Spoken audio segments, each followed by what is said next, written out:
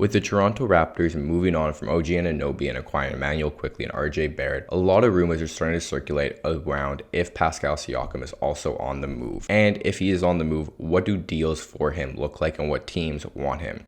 I don't know if the Pascal Siakam deal is going to happen anytime soon, but I definitely think he will be moved before the trade deadline. And with that in mind, I wanted to go over some trade ideas that I saw online as well as that I put together myself and give my reasoning for both teams on why I think these trades make sense. First though, I want to talk about what Pascal Siakam has doing on the year and the type of production that he is providing. After a shaky start to this season, Pascal has really come into his own and is playing really good basketball. On the season so far, he's putting up 22 points, 6.5 rebounds, 5 assists, and about a steal per game. He's doing this while being pretty efficient, shooting 58% on his twos, 28% from 3 on 4 attempts, and 75% from the line, or plus 2.6 relative true shooting, which is above league average. In his last 13 games, however, he's really been heating it up.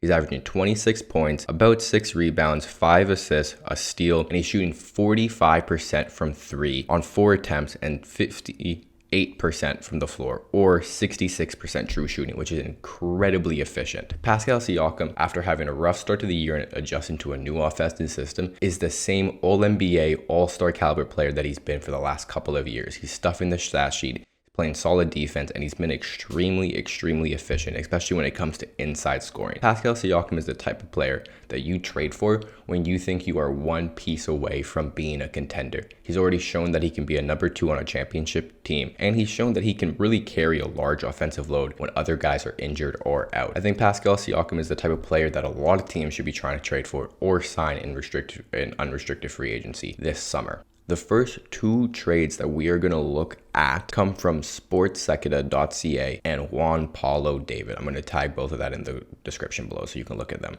The first one is a deal with the Golden State Warriors that would send Andrew Wiggins, Kevon Looney, and Moses Moody a 2025 second round pick in exchange for Pascal Siakam. Me personally, I understand this from the sense that you're getting a young player in Moses Moody who has shown flashes. He's locked up pretty long term, so you don't have to worry about paying him. A solid and good backup center in Kevon Looney. Even though he's having a down year, he's still a pretty good guy to have off your bench. And he definitely knows how to play a role and move the ball well, as well as Andrew Wiggins, who is kind of coming in to replace that 3-and-D wing that you lost moving OG Anunoby. Andrew Wiggins is not having a good year whatsoever, but he has shown that he can be a really good, competent piece on a championship team like he did with the Warriors. For me personally, I don't really like this return for the Raptors. I don't think Andrew Wiggins and Kevon Looney are having good years at all. I don't think either of those guys provide what you want from them for this team. I think Andrew Wiggins would just be taking the same role that RJ Barrett is going into right now, which would just create a bit of a logjam at the small forward shooting guard position, depending on where you want to play those 2 guys. And Moses Moody, I just don't really buy as a prospect. Same thing with Jonathan Kuminga. I don't think either of those guys are that good, and I wouldn't really want to bet on them long-term developing into high-level pieces. I think both of them can be solid role players. I just don't think they're ever going to be anything more than that. And Kevon Looney has just not been very good this season. I think he's having a bad year on both ends of the floor, and he really just looks old this year. He's not super old, but he really looks old this year. And a 2025 second round pick does absolutely nothing for me. For the Warriors, I think this is an amazing deal for them. You're moving off a bunch of guys who aren't really providing what you need for them, and you're getting a player who can be your second or third option and help you compete for a championship right now while Steph Curry is still able to be that good. I don't really understand this return for the Raptors. I think I get why they're suggesting this deal. Andrew Wiggins is an interesting piece. He's shown that he can be very good. He's locked up long term. He's also another Canadian, which I guess adds something to it depending on how much you really care about that. But the other 2 pieces in the draft capital just isn't enough to really justify this trade for me. I don't think this is good enough for Pascal Siakam. The next trade we're going to look at is from the same guy. It includes Tim Hardaway Jr., Rashawn Holmes, Jaden Hardy, and a 2026 unprotected first-round pick from the Dallas Mavericks in exchange for Pascal Siakam. Now, I like this deal a lot more than the Warriors one because I think it provides a lot of interesting pieces. Tim Hardaway Jr. is essentially what Gary Trent Jr. is right now, but better and locked up for at least one other season beyond this one. He's also getting paid less. Yes, he is significantly older, but I just really like what Tim Hardaway Jr. does for the Dallas Mavericks, and I think he would be a great addition for this team, especially as a nice vet to play alongside Scottie Barnes and Emmanuel Quickly long term if you can keep him moving forward. Richaun Holmes would just be a decent backup big, which this team has lacked, with Christian Koloko being out all year with a respiratory infection. Hopefully he gets better soon. We don't know anything more about that, but prayers up for Koloko because I really like him and I think he'd be a great piece on this team right now. But Richaun Holmes fills up that backup 5 spot, which means you don't have to play Scotty Barnes at a small ball 5. You don't have to play Chris Boucher or Otto Porter Jr. or Thad Young in those minutes as well, which I do think is very important. You also get Jaden Hardy, who is a pretty promising player. He's not having the best year, but he's shown that he can score in bunches and space the floor at a very high level. I'm a big fan of Jaden Hardy. I think he's the type of guy that with more minutes and more steady production minutes and role, he can really grow into a very, very nice either 6-man bucket getter type guy or a decent spacer and offensive weak side attacker in a starting lineup. The 2026 first round pick I think is also very promising. It would definitely be later into the first round because the Mavericks are just going to be not that bad even if Pascal walks in free agency. I think just having Luka and Kyrie keep you out of being a lottery team, but I still think the pick has potential value because you never know what's going to happen with the Mavericks, and they could have a year like last year where they still ended up with a top 10 pick. For the Dallas Mavericks, I understand why they make a move like this. They're having a better year than last year, but they still aren't really looked at as like a tier 1 contender out west, and understandably so. They just don't have a lot of good players, especially defensively. They don't have a lot of good defenders, and I think Pascal Siakam as a second or third offensive option can be an elite, amazing defender. He's pretty switchable. He can't guard like most point guards very well, but I think he can switch 4 through 2 very effectively and hold his own on some bigs, especially if they're lighter, like a Chet Holmgren or a Victor Wembanyama or a Derek Lively, for example. I also think while he isn't an amazing shooter, over the last 13 games, he's shooting 45% from 3. And over the last 3 years, he shoots 34% on catch and shoot threes and 35% on wide open threes. And I think with Luka Doncic and Kyrie Irving, as well as Grant Williams, Josh Green, or Dante Exum, or whoever you want to plug into that lineup, those numbers are good enough where he isn't going to really negatively affect their spacing. He also is just a guy who's done it in the postseason as well, and bringing more guys on your team that have done it at the highest level is extremely, extremely important. And I think this shows Luka that like you're really committed to winning with him and winning with him now instead of later. I like this deal for both teams, but I don't think it's the best deal that the Raptors can get. The next deal is a package that I put together myself, and it involves sending Pascal Siakam to the Indiana Pacers in exchange for Buddy Hield, Jarris Walker, Jalen Smith, and a 2024 top 3 protected first round pick. I really like this package. I mean, of course I do. I put it together myself, but I think this package provides a lot of things for both teams. First, for the Indiana Pacers, I think, like I've said before with the shooting numbers, Pascal Siakam is a good enough corner 3-point shooter / wide open catch and shoot type of guy where he wouldn't completely destroy the spacing on the Indiana Pacers. Plus, with Miles Turner spacing the floor, Pascal Siakam would have a field day attacking the paint and getting right to the rim, which is something that I think the Indiana Pacers need a little bit more of. Moving Buddy Hield definitely hurts their overall shooting, but you still have Benedict Mathurin, you still have Tyrese Halliburton, you still have Bruce Brown, Miles Turner, are all good 3-point shooters, and I think this would move Benedict Mathurin into the starting lineup,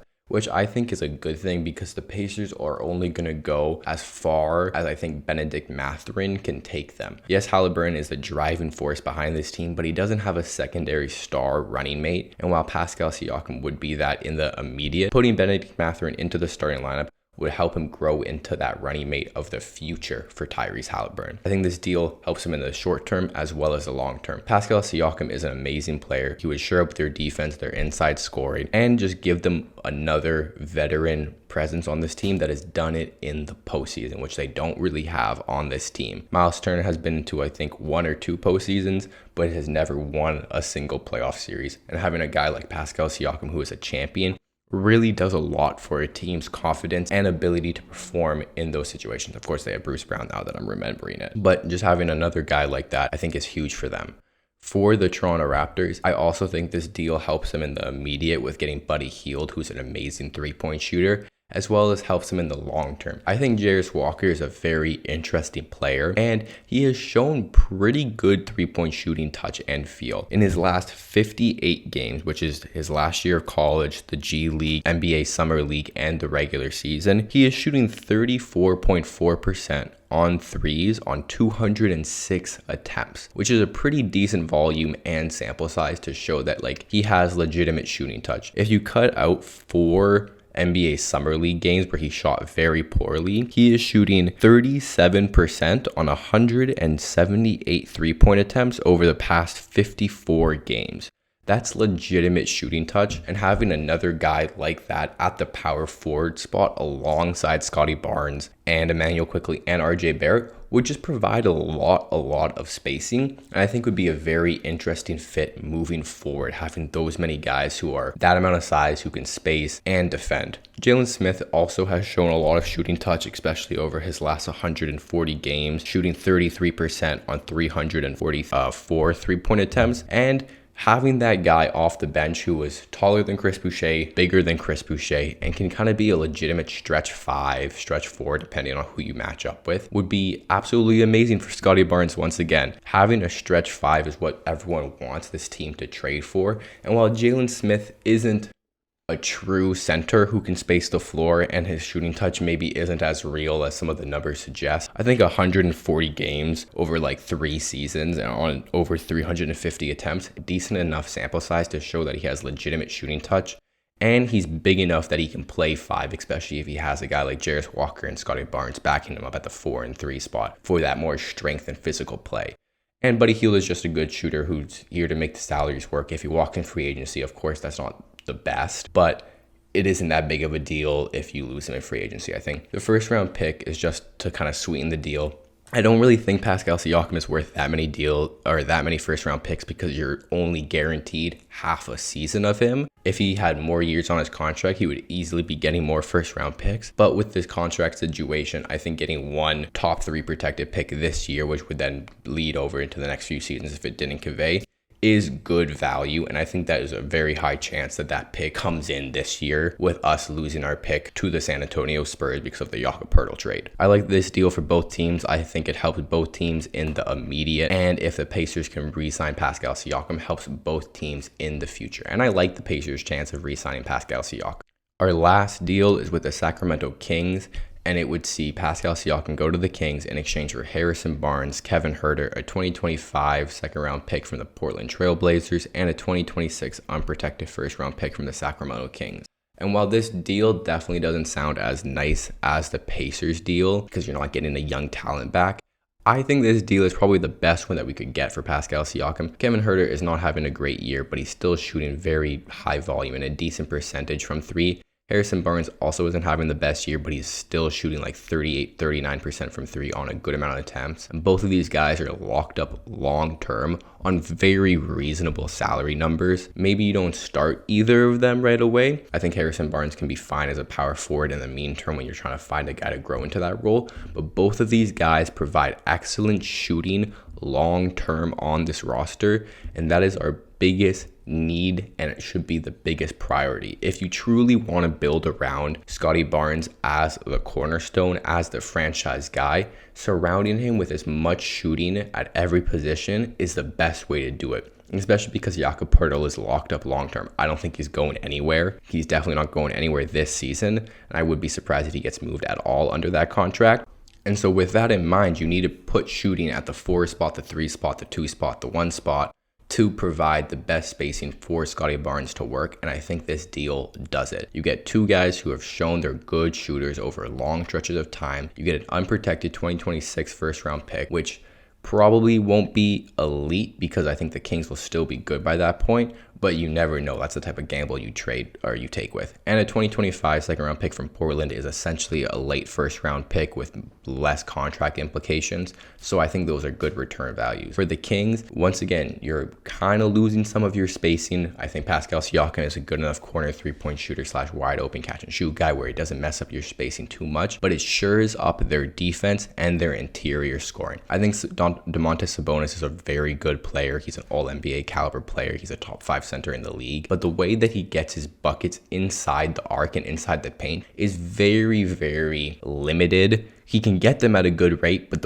in the different ways that he does it just isn't very varied. And Pascal Siakam can get you a bucket in the paint, in the restricted area, inside the arc in a bunch of ways. And having that dynamic inside score alongside De'Aaron Fox would just make the Kings offense absolutely amazing. And while the Kings offense was amazing last year, they're only like 15th or 16th this year. So it's not like the pieces they have are really, really working at the highest level. I think Pascal Siakam diversifies their offensive punch while shoring them up defensively. You can play Keegan Murray as a 3 guard or as a small forward where he's guarding more of those types of guys. Then you put Pascal Siakam as a weak side rim protector or just a more versatile power forward who's going to shore up your defense and provide more offensive versatility. I like this deal for both teams. I think it makes sense. For the Kings, you're not giving up Keegan Murray or Malik Monk. You're keeping those guys, and you're giving up 2 guys who aren't having the best years, but that can provide instant spacing and shooting for the Raptors, as well as pretty light draft capital. Those are all my trade ideas for Pascal Siakam at the moment. We'll see what happens with him.